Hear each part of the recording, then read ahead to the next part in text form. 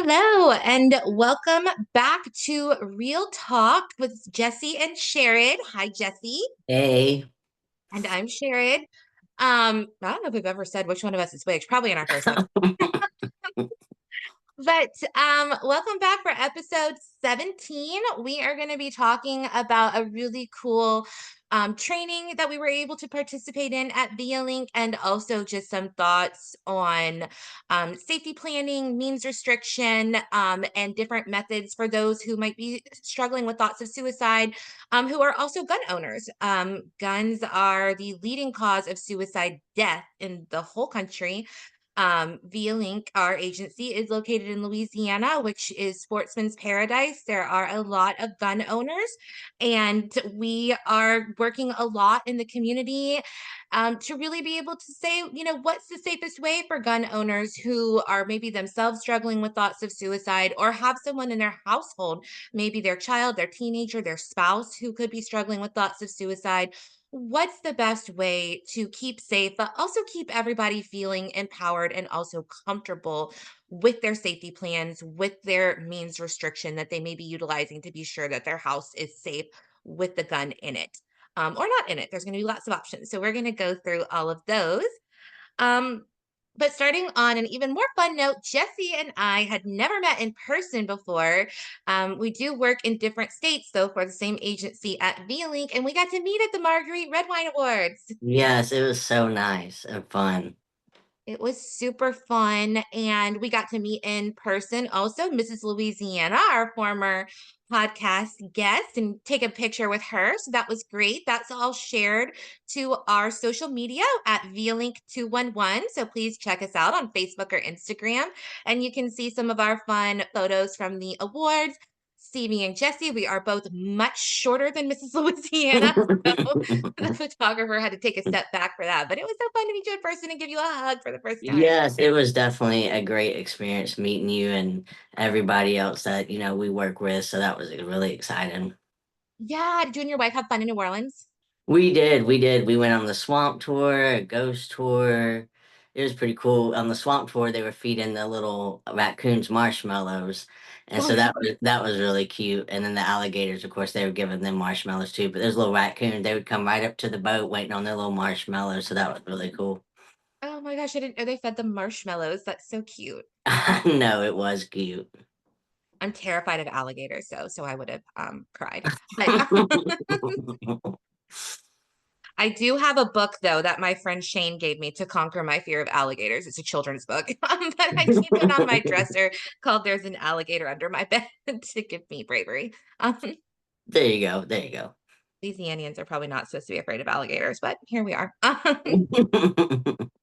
But yeah, please go check out our Facebook page or our website, vialink.org, and you can see some cool pictures and videos and highlights from our Marguerite Red Wine Awards if you'd like to get involved or attend next year. This is an annual event and is our biggest fundraiser for our nonprofit, ViaLink. We would absolutely love to see you and have you participate and interact with you. So please go to our social media, go to our website, or remember, you can always reach out to us directly on the podcast at our email address, which is real talk, all one word, at vialink.org, or leave us comments. We would love to hear from you if you have any ideas for the podcast or just anything that you'd like to know about Vialink or us. We'd love to hear from you. Yes, we would. So on to the topic at hand. So I guess I'll just start by explaining a little bit about what the training was that we did. So I have had the privilege in my duties with outreach for ViaLink to work in a lot of different collaborations and work groups with Mr. Ronell Day, who mentioned the training on a meeting we were at. It was a crisis coalition. And he mentioned this training, and I immediately emailed him and was like, please, can we do this? So, Ronald Day is the Community Engagement and Partnerships Coordinator for Southeast Louisiana Veterans Healthcare System through the U.S. Department of Veterans Affairs. He and his colleagues are very passionate about suicide prevention and really being in the communities and talking with people and practical approaches Really just talking about suicide prevention in real ways and how can we meet people where we're at rather than us telling them what to do, which I think is a really great approach. So this training, and we will link some pictures and videos, and they're also going to be on our social media. They are pretty funny. Is that you put on a virtual reality headset, the kind that like goes over the whole top of your head. I had never put one on before, and I went first because it was my idea. But um, so he, puts the headset on you, and he gives you the little hand controllers, which then become your hands, and it was absolutely crazy. Jesse, have you ever put one of the I've I headsets have on? done it at like a museum, I think it was, and it was like virtual reality, and you went through like certain little things back in the war. So I've done that. So that was really cool. Yeah, it's like, oh my gosh. I mean, you feel like you're in a different I forgot that we were in our conference room. Like I thought we were in this little like locker room, basically, is kind of what Right. the locker room classroom area, but I kept forgetting that like I was in VR. I sound really hip calling it VR. But until I would like accidentally walk into a coworker or something, which I did several times. After I went, we realized we should sit a little further out because I think I almost stepped on the Wanda. But so you put on your virtual reality headset and you're in kind of a classroom and there's like a instruction board in front of you, and essentially it walks you through how to put safe the whole point of it is for violence prevention, suicide prevention, safety for those who are not gun owners to be able to walk through the steps of how you safely store a firearm. Um, the goal of that being for accidental death prevention, suicide prevention, that safe storage is super important in all of those aspects. And those of us that do work in outreach, advocacy, or even maybe clinical practice or medical practice with gun owners, but if we are not gun owners ourselves, it helps us to have kind of more information and detail when we might be discussing safe storage, especially as part of maybe a safety plan for somebody who might be struggling with thoughts of suicide or could have someone in their household who is struggling with thoughts of suicide, their teenager, their spouse, whomever. So it was really informative because I am not a gun owner, but I do talk a lot about safe storage and means restriction when I am training on and gun locks specifically when I am training on suicide awareness. So to have that extra knowledge on what that entails was really beneficial for me. So basically, it takes you through the steps with four different types of guns: a pistol, a revolver, a shotgun, and a semi automatic gun. Apologies if I'm saying any of that incorrectly. But, and it teaches you go through the steps for each one to make sure that the safety is on, to empty the ammunition out of the gun, to check and verify that the chambers and whatnot are empty, then how you put the actual gun lock on, and then how you then securely store the gun itself, either in a gun safe or a gun lockbox, and then that you store the ammunition separately and you lock that. This was specifically in like a toolbox drawer that we were storing and locking the ammunition in.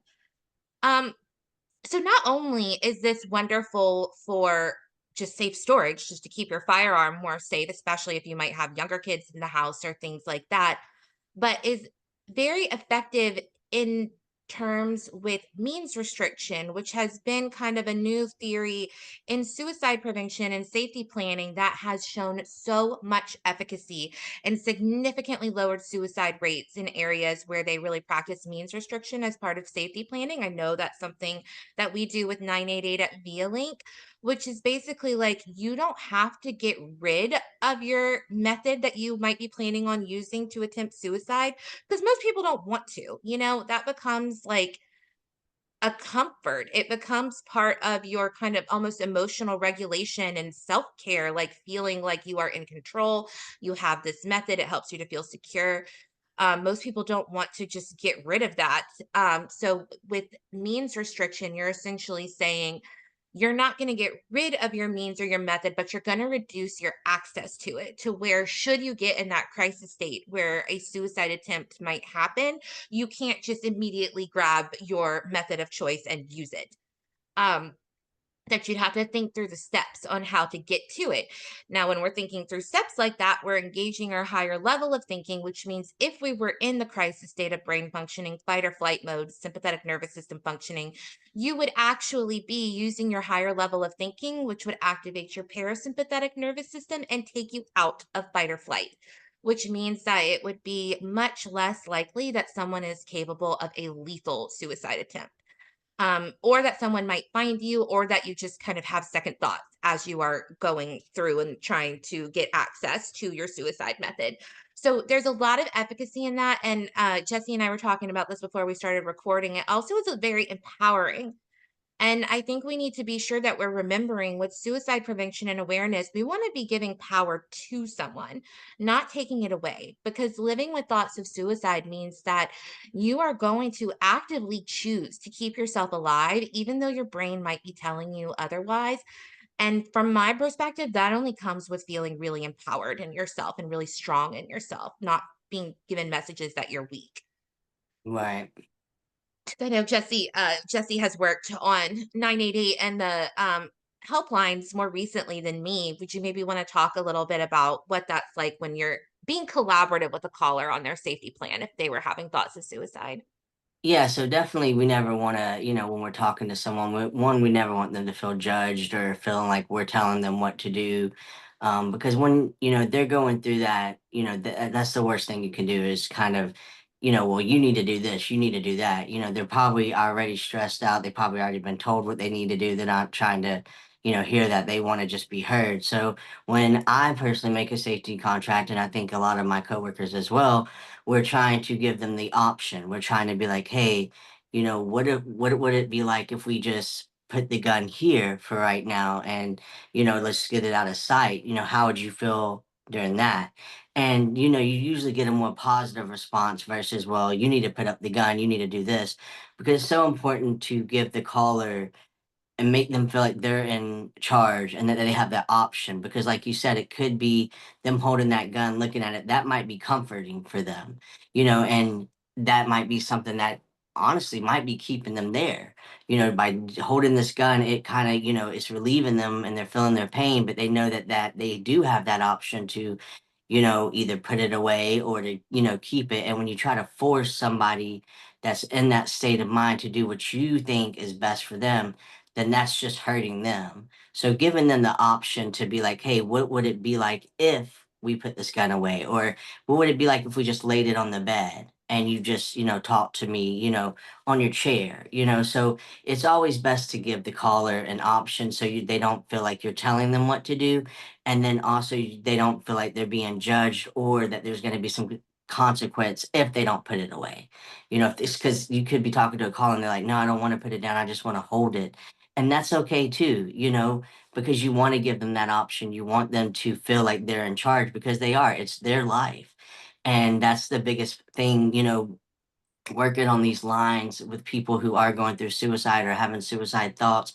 You want to make sure that you're listening to them and actually listening instead of trying to force what you think is right. It's what's more comfortable for them. If it's holding that gun, and that's comfort to them, even though, they might even say, I don't even plan to use it, I just want to hold it. Then, you don't really need to say, well, let's just put it down. If that's what's comforting them, that might be the one thing that's keeping them alive. So it's always best to just try to give them the option and, let them talk and see where they're at with holding the gun or putting the gun, in a separate area. It's always great to give them that feedback and you listen to what, is going to help them more versus what you think should be done, if that makes sense. Yeah, absolutely. And as you were talking, Jesse, it made me realize too that keeping that control and that patience and making someone know there's no punitive action keeps someone de-escalated, keeps them from panicking, keeps that anxiety from coming up, which again is huge towards safety. Remaining de-escalated is paramount in suicide prevention, especially if someone is actually at that point where they might attempt. So, I mean, it's just so smart. And I know it's not easy to talk to somebody when they might have their suicide method with them, but Right. staying de-escalated and keeping them in control and also not cutting off that communication, not saying, well, I won't talk to you if you're not putting that away. Because if you sit Right. back, that's only increasing isolation, which increases suicide risk, but rather saying, I'm going to meet you where you're at. And that's what I think self storage does is like safe storage. Safe storage does is like, I'm meeting you where you're at and what you are going to feel comfortable with. And this is also going to help you with safety. Right, and especially with, when I've talked to the younger kids, once they called and they've kind of calmed down and they have like a gun in their hand or, you know, they're panicked because then at that point they're scared of getting in trouble.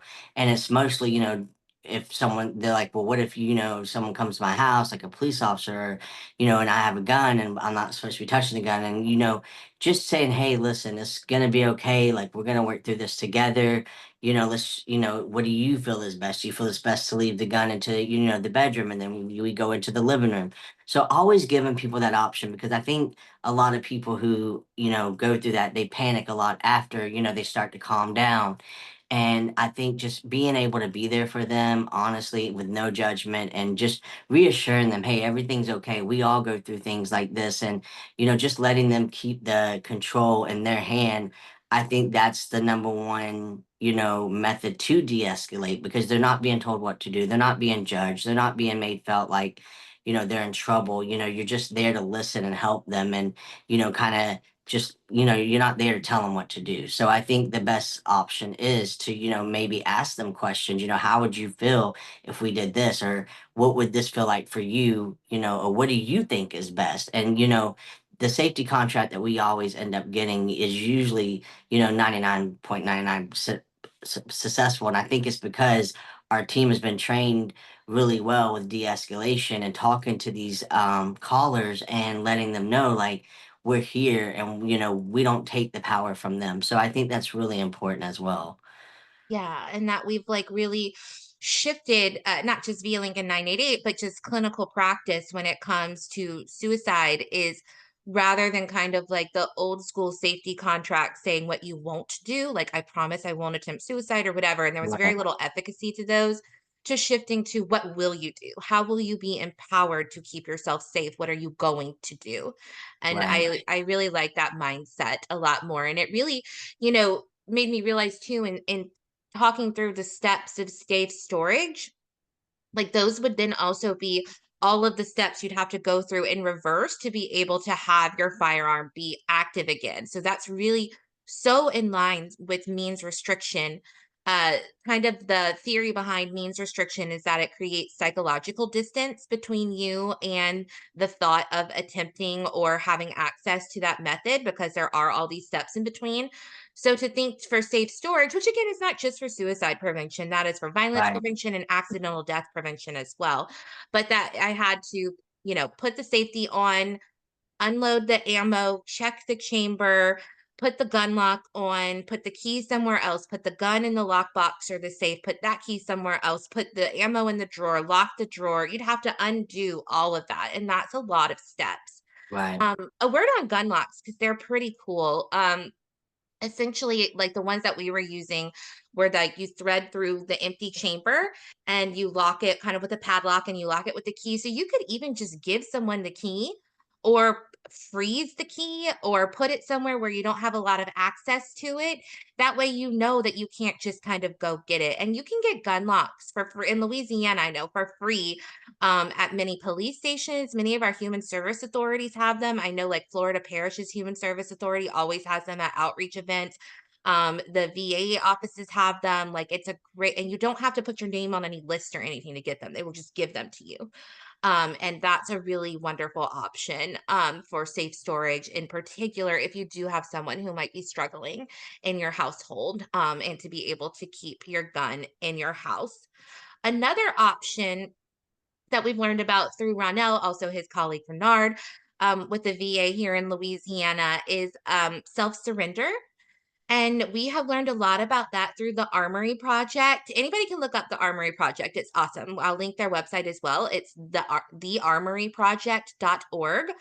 And we have all of the Armory Project locations listed in our VLink 988 database. So if you call VLink on call Via Link. If you call 988 in Louisiana and you get Via Link, that could be part of your safety plan. Also, again, our full resource database is published to our website, vialink.org, and you can look it up there, or you just go to thearmoryproject.org.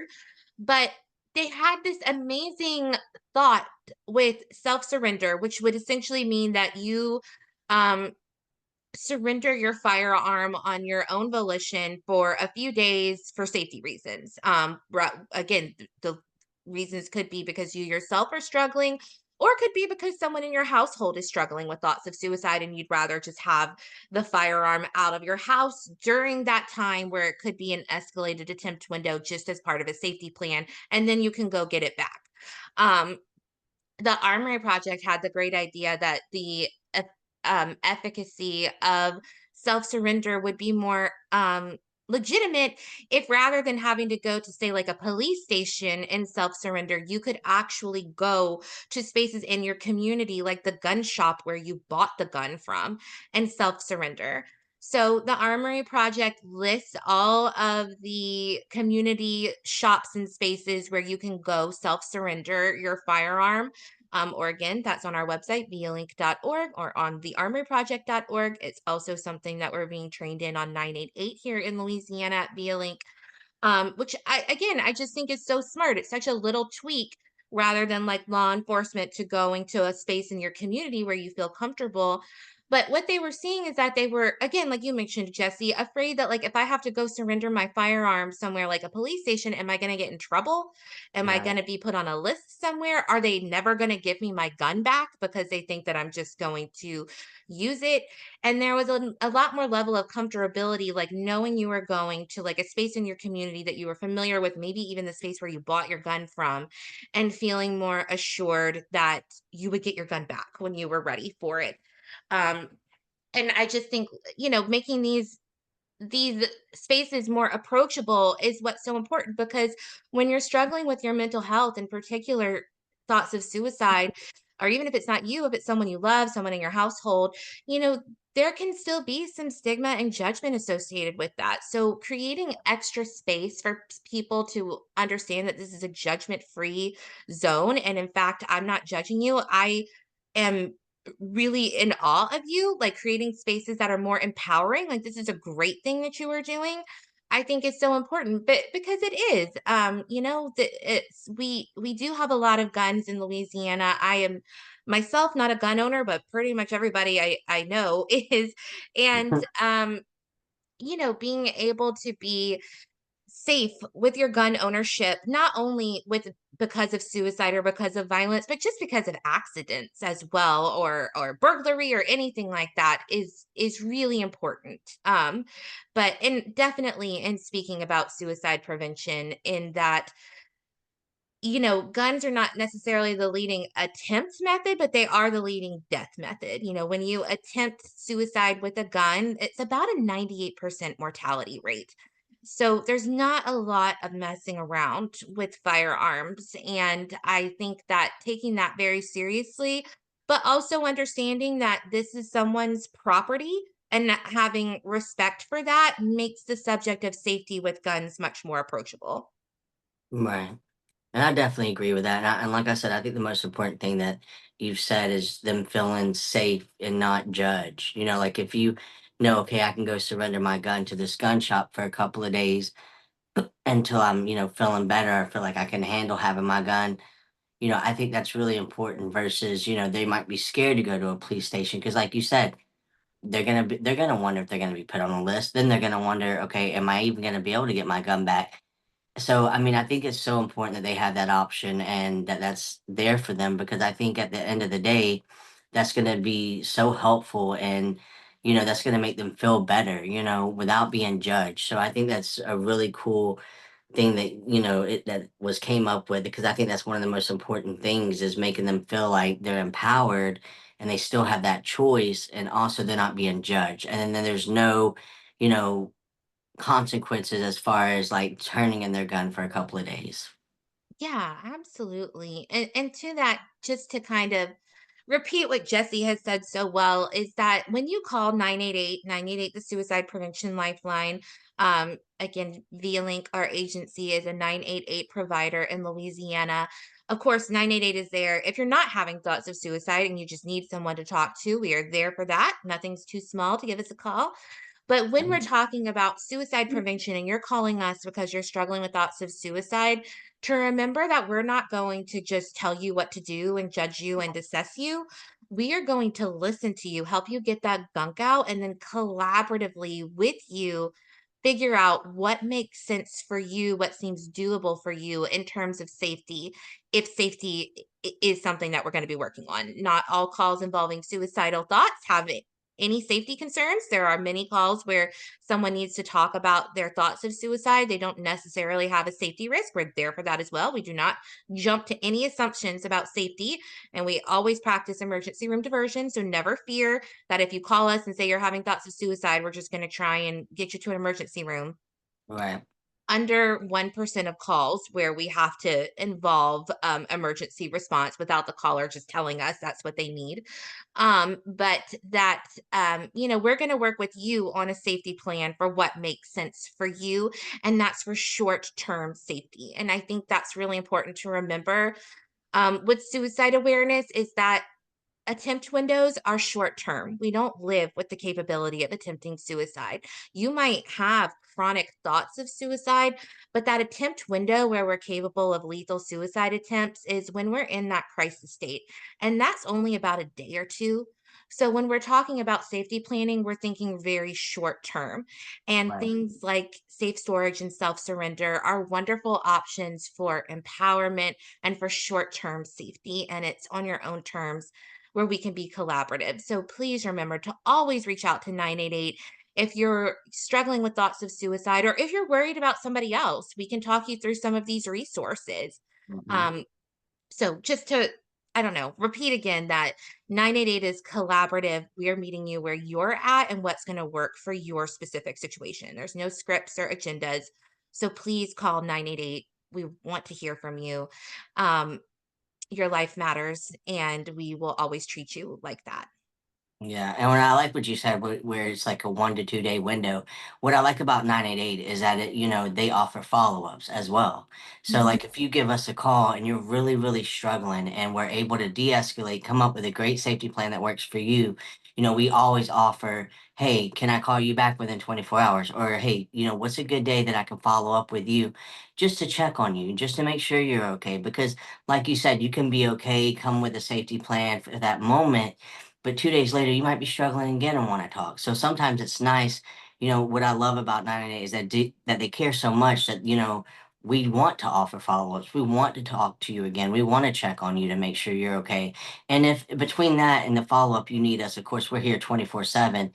But it's always nice to know, like, hey, if I'm going through this and they schedule a follow up out in 2 days, I get to talk to, that person, or, maybe someone different, but it's usually that same person. But you know that you're going to be checked up on. And I think that helps with, safety as well, because they know that someone's going to call and check on them, that they get that care from somebody. And, we all care. So we always want to remind them, hey, we're here. We're going to be here. If we got to do a couple of follow-ups with you. We're gonna do this together, and I think that's so important for people to have, because sometimes that's literally their only line of support. So having that one person on the phone that you've never met but you can connect with and you feel like they care about you, and of course we do. I think that's so important too in preventing, more suicides, because sometimes people, that's all they want. They just want to be heard. They just want to be, felt like someone's listening, someone cares about them. And that's what I love about Via Link and 988 and working for this company, is that, you know, we're all really a great team. We all care about each other and we care for our callers. And that's what I think makes us unique at the end of the day, because it's not just a job, it's something that we want to do. We want to be here for the callers. And I think that's what makes us stand out. And like with you, like your impacts and outreach is that, that you do, is so important to spread awareness. And, it just really shows that, like, as a whole, Via Lincoln 988 is that we really do care and we want to be there for anybody who needs us. Yeah. Yeah. And just to remind everybody that 988, just those 3 digits you have to remember. You can call or text 988 24 hours a day. It is free to use and it is confidential. You're always going to speak to a live person. Hold times are short. There's a lot of built-in mechanisms to make sure that you're never holding more than a few minutes. In Louisiana, our average hold time is about 18 seconds. Not to say that sometimes you won't be holding a little bit longer if there was a higher volume, but um, the most you can hold is for about 6 minutes. So you're not going to be holding for an hour. You're going to reach a live person that cares about you and wants to hear from you and is going to listen to what you are going through, not tell you what they think you're going through. Right. So never hesitate to call 988. It's an amazing resource and we're really proud to be a part of it. Yeah, for sure. Well, I think that's what we were covering today, huh, Jesse? Yeah, I think that's Um, it. I think then I think you're gonna link some of the information into the episode. Yes, I will link in the link for the Armory Project, and also Ronell, who works in Louisiana and did our training, has given me permission. Thank you, Ronell, to link his contact information if you're in Louisiana and would like to hear some more about this virtual reality training. Or he can connect you to the best person for you to contact about getting more information about that. So thank you, Ronell. Shout out to our ViaLink staff members.